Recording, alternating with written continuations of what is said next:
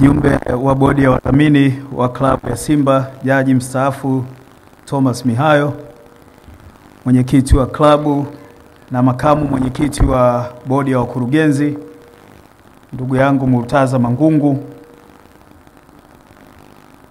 mwenyekiti mstaafu wa bodi kaka yangu Salim Try Again, wajumbe wa bodi ya wakurugenzi, viongozi waandamizi wa klabu, wakiwamo viongozi wa kamati ya zabuni waliotufanyia kazi hii nzuri, muona Dr. Muba, makofi kwao tafadhali.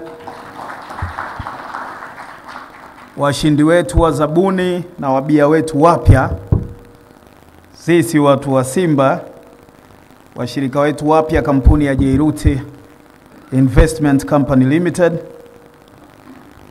habarini za jioni.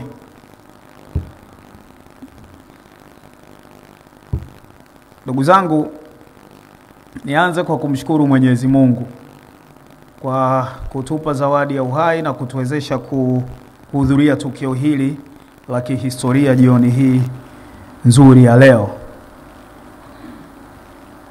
Madam CEO kuniambia kwamba tai nyekundu ndo nembo ya leo, mimi nisingevua yangu kwenye SGR, nilikuwa nimevaa na mimi ya kwangu.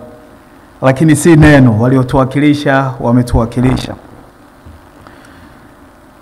Ndugu zangu, mimi nashukuru moja kwa kunipa heshima hii kubwa ya kuja kufanya ugeni huu rasmi kwenye tukio hili kubwa na la kihistoria kwenye mchezo wa mpira wa miguu nchini kwetu. Asanteni sana. Najua kuna viongozi wengi, kuna wapenzi wengi wa mpira ambao aidha wanastahili na wangependa kuwepo hapa, lakini mkaamua heshima hii mnipe mimi na siichukulii kwa wepesi. Asanteni sana viongozi wa klabu ya Simba.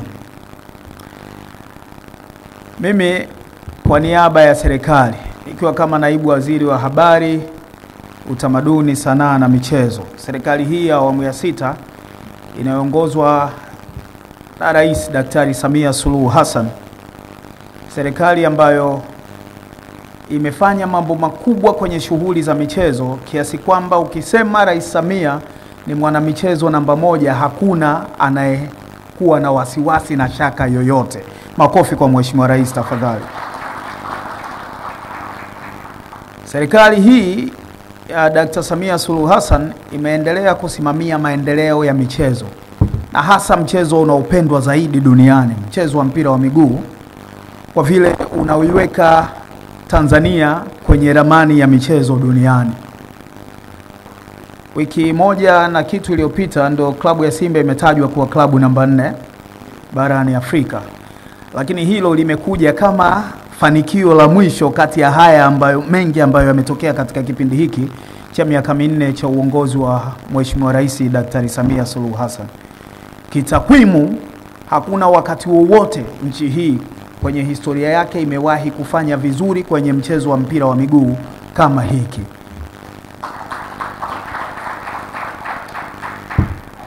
Tuna takwimu za kuvutia. Mama Konde umesema? Murtaza mwenyewe mimi nafahamu wewe ni Makonde.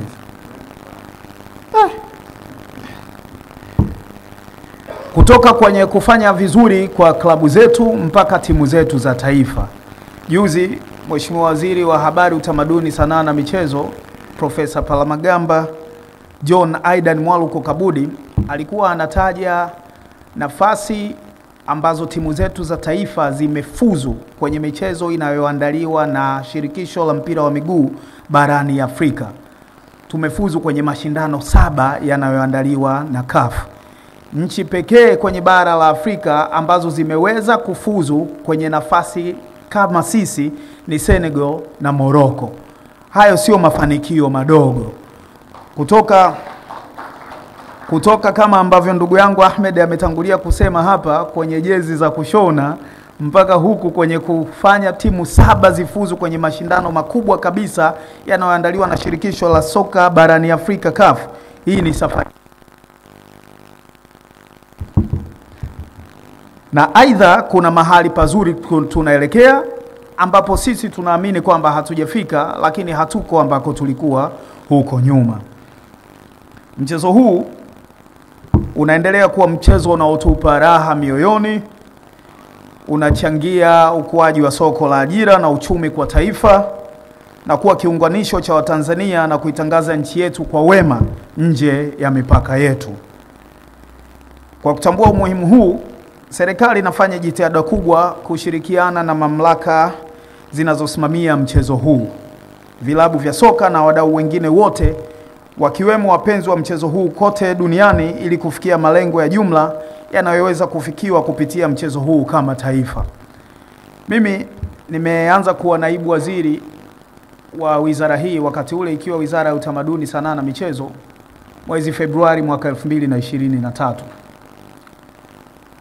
Wakati ule bajeti yetu iliyokuja miezi kadhaa baadaye ilikuwa bilioni 35. Sijui kama mnaelewa. Yaani hii hela ambayo Simba inaingiza leo kwa kipindi cha miaka 5 ilikuwa hela nyingi kuliko bajeti wetu ya wizara kwa wakati huo.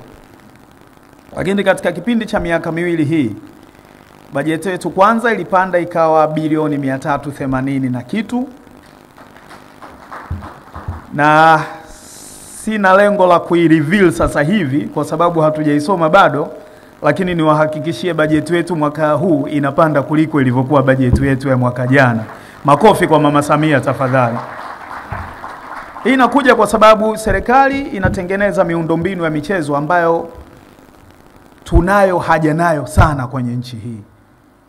Tunazo nchi wakati huu ambapo tunakwenda kuandaa AFCON na CHAN zilikuwa zinasema kama hawako tayari kwa ajili ya kuandaa hiyo AFCON na CHAN, mtupe sisi, kwa sababu wana miundombinu mingi ya michezo ambayo hata hawana matumizi nayo moja kwa moja. Ukienda nchi kama Egypt, ukienda nchi kama Morocco, ukienda nchi kama Tunisia, wako tayari kwa wakati wowote. Wakiambiwa mnaandaa AFCON mwezi ujao, watu hao wako tayari. Hiyo ni safari ambayo sisi kama nchi tunatakiwa kwenda nayo.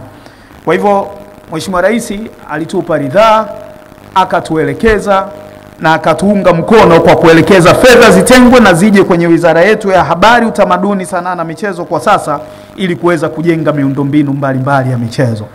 Kwa hivyo mimi siku zote nahitaji serikali kama mdau namba 1 kwenye shughuli za michezo. Kabla ya taasisi, kabla ya mtu yoyote mwingine binafsi, serikali ndio ambayo inawekeza sana kwenye shughuli za michezo, hasa kwenye miundombinu ya michezo.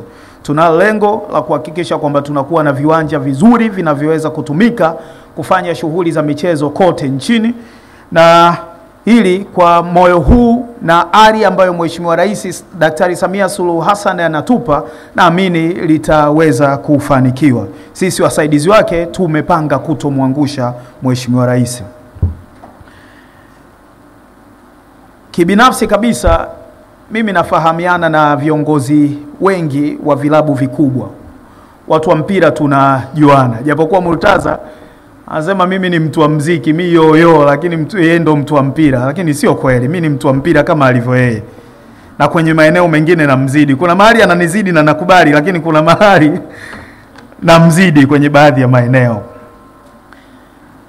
Nalisema hili kwa sababu nafahamu uwezo mkubwa na vichwa vizuri walivyo navyo viongozi wengi wanaoongoza timu zetu na wanaoongoza mamlaka za mpira wa miguu Tanzania. Vichwa vyao naamini vina uwezo wa kufanya maamuzi makubwa yenye manufaa ya muda mrefu kwa vilabu hivi, mpira wa Tanzania na Tanzania yenyewe kwa ujumla. Kwa hivyo kusema kweli napata ukakasi na huwa inanishangaza tunapofanya maamuzi ya, sijui nitumie neno la mtaani, la kigoloko, kitoto na yasiyoingia akilini, na maamuzi haya yakawa ndio maamuzi yanayosimikwa na vilabu vyetu. Huwa inanishangaza sana.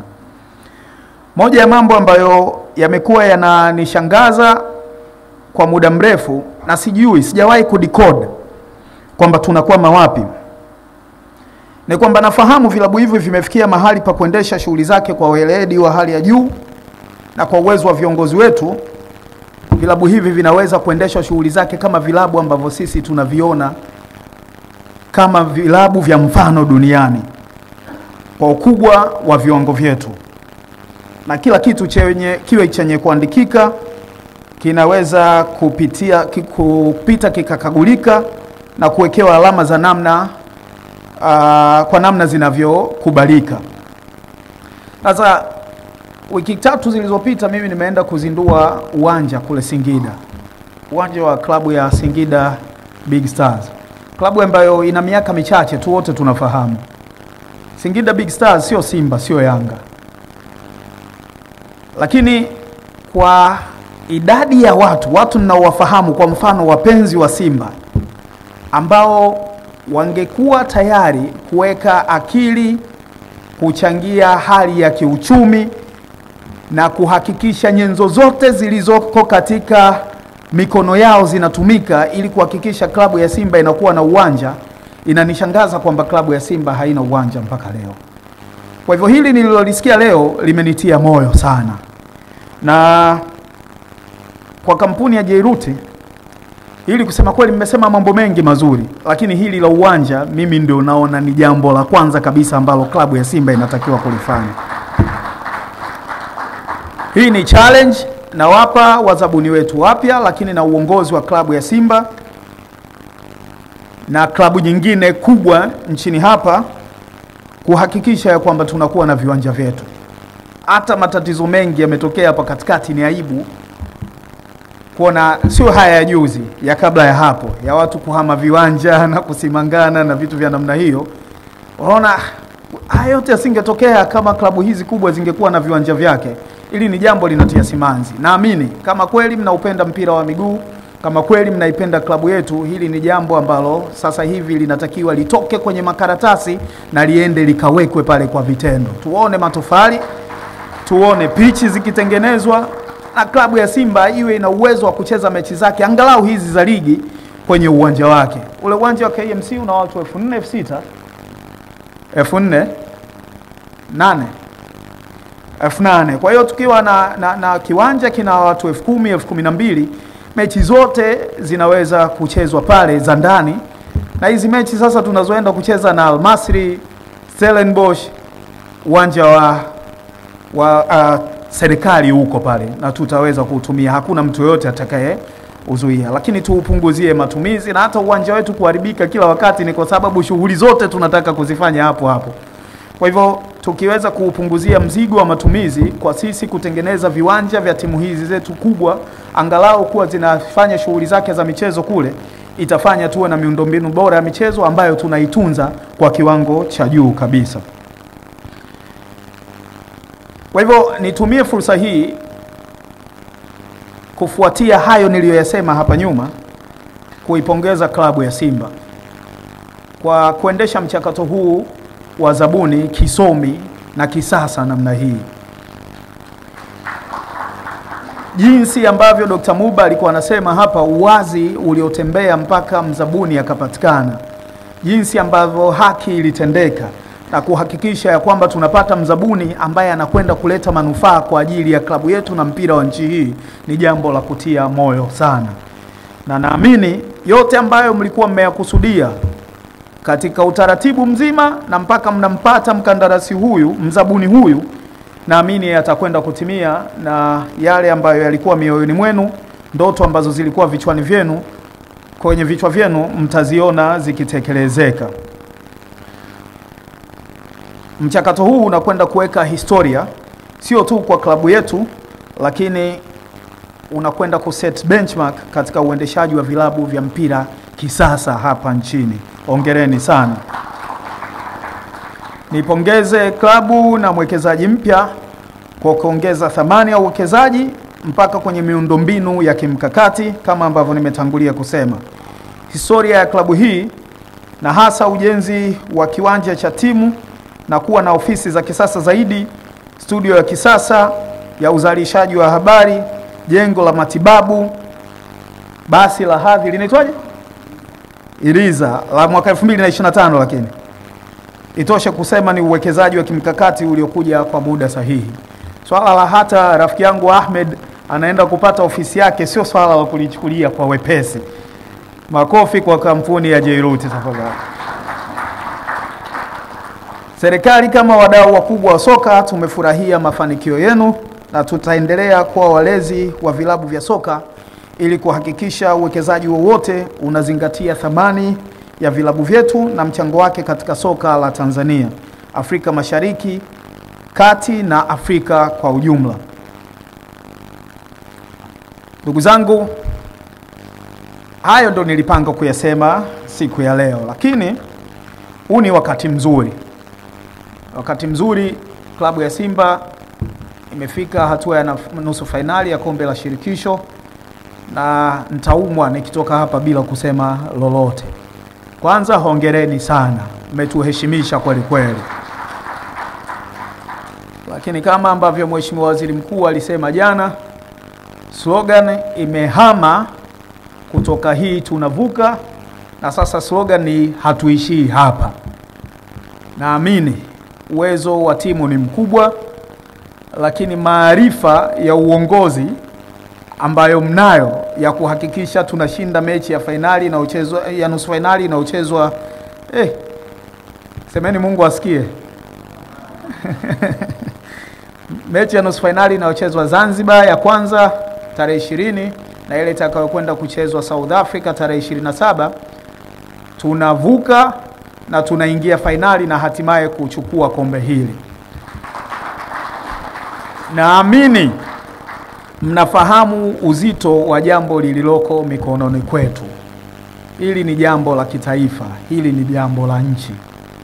Lazima muhakikishe kwamba yote ambayo yako kwenye uwezo wa kibinadamu yanaweza kufanyika ili Simba iingie finali na ichukue ubingwa wa kombe la shirikisho barani Afrika yanafanyika.